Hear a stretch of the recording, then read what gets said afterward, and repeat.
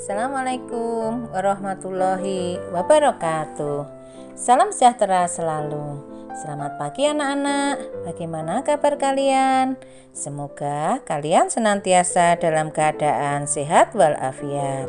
Terima kasih bagi kalian yang telah subscribe channel ini, dan bagi yang belum, jangan lupa klik subscribe dan tombol loncengnya ya, supaya kalian senantiasa mendapatkan notifikasi dari video-video terbaru saya. Pada video kali ini kita akan membahas tentang pasar. Tentunya kalian telah mengenal pasar, bukan? Nah, apakah yang dimaksud dengan pasar? Pengertian pasar sehari-hari adalah tempat untuk jual beli barang-barang dan jasa untuk memenuhi kebutuhan hidup sehari-hari. Pengertian pasar dalam ilmu ekonomi adalah merupakan bertemunya permintaan dan penawaran barang dan jasa untuk memenuhi kebutuhan. Pengertian pasar yang demikian itu disebut juga pasar dalam arti luas atau pasar abstrak anak-anak. Bagaimana syarat-syarat pasar? 1. Adanya penjual dan pembeli. 2. Adanya barang dan jasa yang diperjualbelikan. 3. Adanya tempat untuk jual beli. Dan yang keempat, adanya interaksi antara penjual dan pembeli atau transaksi jual beli.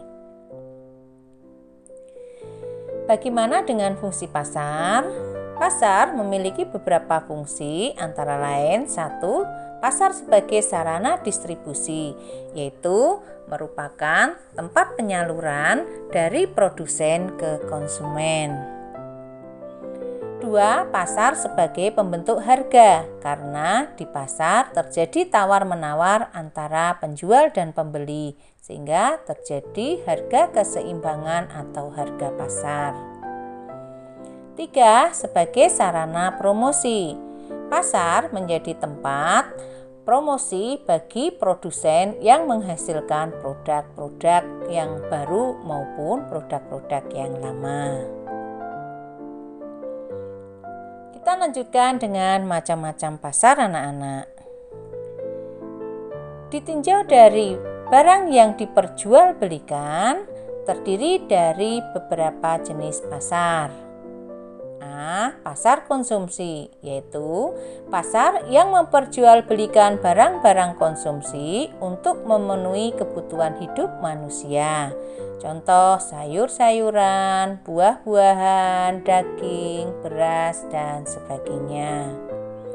B. Pasar produksi, yaitu pasar yang memperjualbelikan beberapa faktor produksi yang berguna bagi kelancaran proses produksi, seperti tembakau, beras, kopi, minyak bumi, tembaga, balai latihan kerja, mesin cetak, mesin tekstil, dan bursa efek.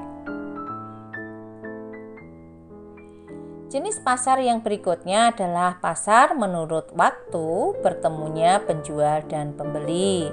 Nah, ini juga terdiri dari beberapa macam anak-anak. A. Pasar kaget, yaitu pasar sesaat yang terjadi ketika terdapat sebuah keramaian atau perayaan. Biasanya pasar ini muncul ketika ada perayaan anak-anak. Contoh, Pekan Raya Jakarta, Sekaten, atau pasar malam di Sekaten, Yogyakarta maupun Surakarta, dan beberapa pasar di daerah pada saat terjadi keramaian atau perayaan, misalnya ulang tahun daerah. B. Pasar harian merupakan kegiatan pertemuan antara penjual dan pembeli yang berlangsung setiap hari, dan barang-barang yang diperjualbelikan merupakan barang-barang kebutuhan sehari-hari. Contoh, buah-buahan, sayuran, ikan, daging, dan sebagainya.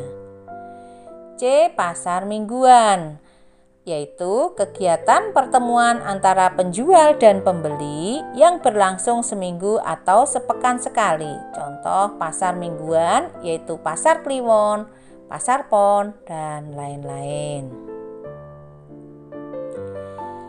D. Pasar bulanan, yaitu pasar yang diselenggarakan 1 kali dalam 1 bulan dan biasanya menjual barang-barang tertentu. Contoh pasar hewan.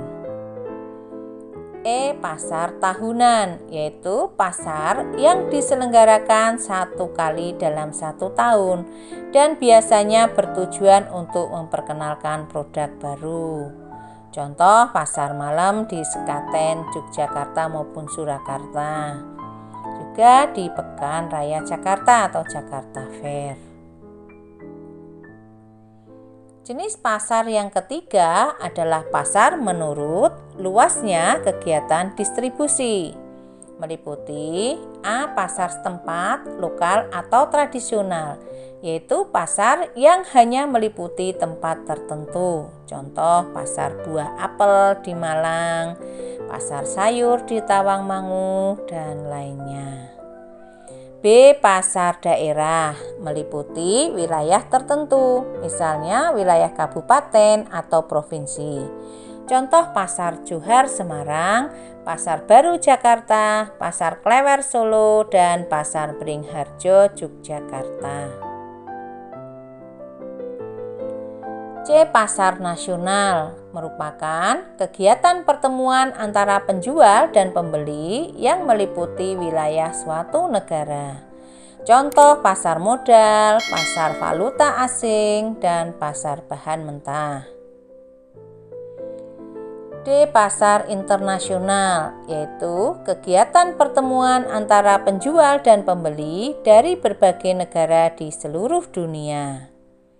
Contoh pasar karet di New York, pasar tembakau di Bremen, pasar intan di Amsterdam, pasar minyak bumi di Uni Emirat Arab, dan pasar kopi di Sao Paulo. 4. Pasar menurut fisik pasar. Ini dibedakan menjadi 2 anak-anak. A. Pasar konkret atau pasar nyata adalah tempat pertemuan antara penjual dan pembeli yang dilakukan secara langsung. Contohnya sebagaimana dilihat dalam video di bawah ini. B. Pasar abstrak adalah tempat pertemuan antara penjual dan pembeli yang dilakukan berdasarkan contoh-contoh yang kualitasnya sudah ditentukan secara langsung. Misalnya melalui online, pamflet, katalog, dan sebagainya. Yang kelima, pasar menurut bentuk dan strukturnya. Ini terdiri dari 2 macam anak-anak. A. Pasar persaingan sempurna, B. Pasar persaingan tidak sempurna. Apakah pasar persaingan sempurna? Pasar persaingan sempurna disebut juga pasar persaingan murni.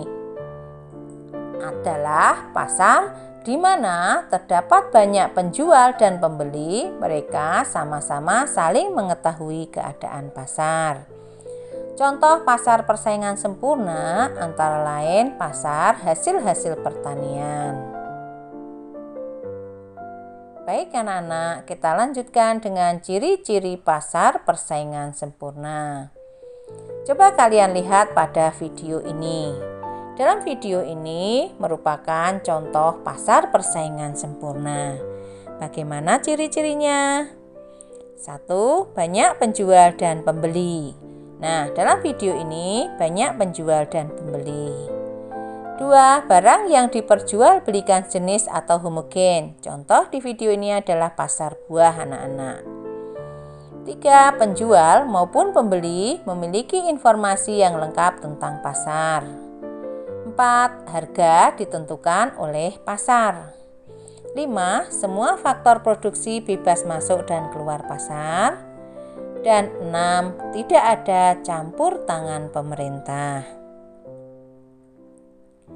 Apakah pasar persaingan tidak sempurna? Nah, pasar persaingan tidak sempurna ini merupakan kebalikan dari pasar persaingan sempurna, yaitu pasar yang terdiri atas sedikit penjual dan banyak pembeli.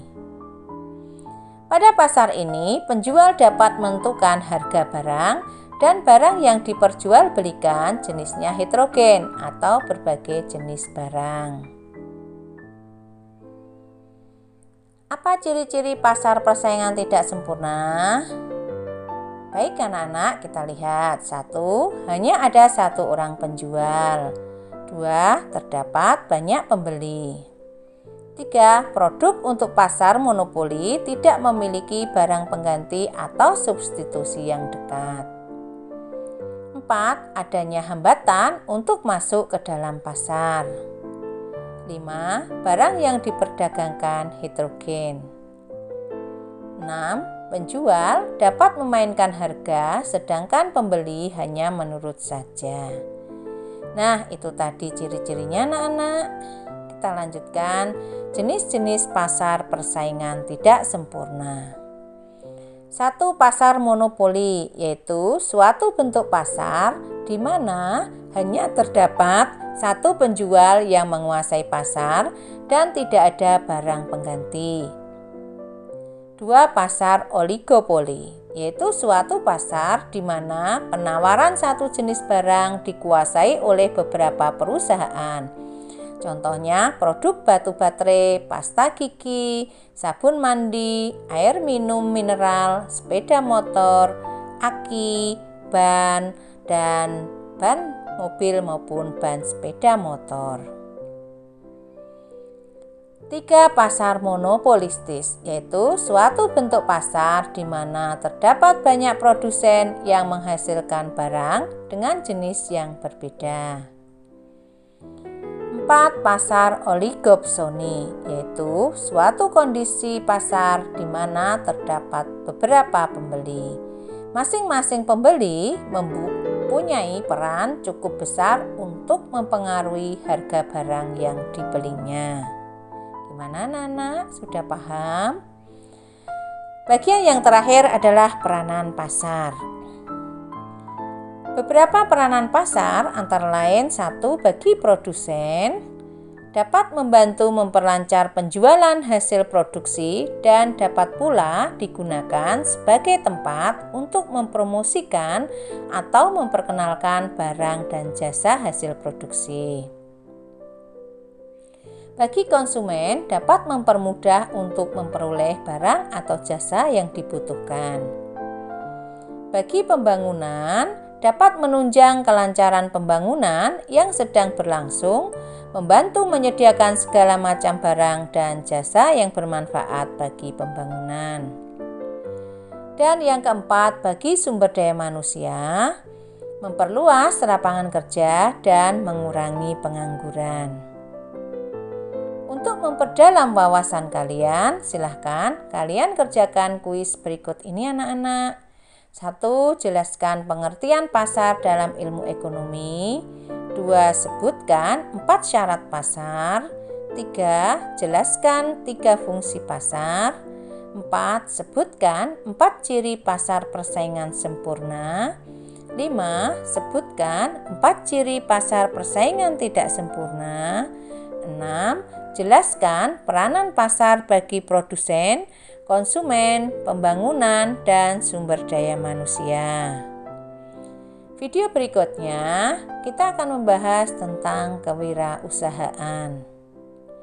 Temukan video lainnya di Titik Agung Family dengan alamat sebagaimana tertera dalam video ini anak-anak. Ini adalah laman channelnya Ibu dan beberapa video yang sudah Ibu upload. Terima kasih anak-anak dan sampai jumpa pada video berikutnya. Assalamualaikum warahmatullahi wabarakatuh.